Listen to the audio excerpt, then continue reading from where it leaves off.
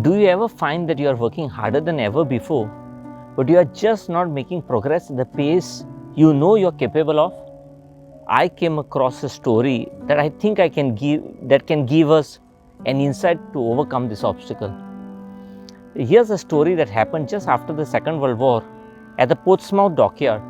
Now, one day, the Ministry of Defense policeman stopped a worker who was walking out of the dockyard gates, pushing a wheelbarrow with a suspicious looking package in it. The defense policeman stopped the man and said, "What have you got in that wheelbarrow?" "I got a small box," he said. "I know you got a small box," the guard said, "but what's in the box?" The worker replied, "See, the sawdust from the floor at the end of the day, it gets swept up and is thrown away. I needed some, so I put it in a box and I'm taking it home." The defense policeman opened the package, found it contained nothing but sawdust and floor sweepings. The next day, he stopped the same worker who was again pushing a wheelbarrow containing a suspicious looking package. Once more, it contained nothing of any value. The same thing happened for several days on the trot until the policeman finally said, it's you again with your wheelbarrow and your sawdust. I got a feeling that you are up to something. I think you are actually stealing something. Look, why don't you tell me what you are actually stealing, and I promise I won't report you, but put me out of my misery. Tell me what you are stealing." The man said, "Wheelbarrows. I am stealing wheelbarrows." Our lives are often a bit like that. We can be so distracted by the little things in life that we miss the bigger picture. We live in a world today where we are prone to get easily distracted, to be pulled or dragged in different directions. One of the biggest strategies for success is not quite normal. It's called as planned neglect or planned distraction. Sounds weird. How can neglect help you achieve your goal? It may sound weird, but I promise it really works. You can achieve your goals with this not so normal strategy.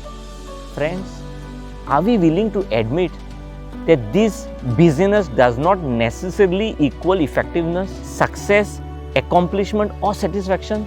One way of describing the challenge of effective leadership and service is in the contrast between doing things right or doing the right things. In his book, Developing the Leader Within You, John Maxwell illustrates the story of a young concert pianist and her success story. When she was asked the secret to her success, she replied, "Planned neglect." And then she explained, "When I was in music school, there were many things that demanded my time. When I went to my room after breakfast, I made my bed, I straightened the room, dusted the floor, and did whatever else that came to my attention.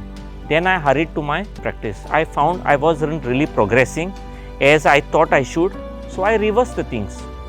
Until my practice period was completed, I deliberately neglected everything else. And that program of planned neglect, I believe, accounts for my success." Friends, if you have tried to be all things to all people and ended up failing on most fronts, here's a solution. Daily develop and fine-tune the strategy of the concert pianist. Plan to neglect non-priority projects, issues, activities, and distractions in order to complete and manage well these roles and responsibilities that are truly the most important. We need to develop the art of knowing what to overlook so that we can become successful. The petty and the mundane steal much of our time, and many of us end up leaving for the wrong things. So when you realize you're not progressing as you think you should in your work or studies, marriage, or whatever, reverse the things to focus on what is core by deliberately neglecting everything else. This is called as planned neglect. Dr. Anthony Campolo tells about a sociological study in which 50 people over the age of 95 were asked one question: if you could live your life all over again, what would you do differently? It was an open-ended question. Multiplicity of answers constantly re-emerged and dominated the results of the study.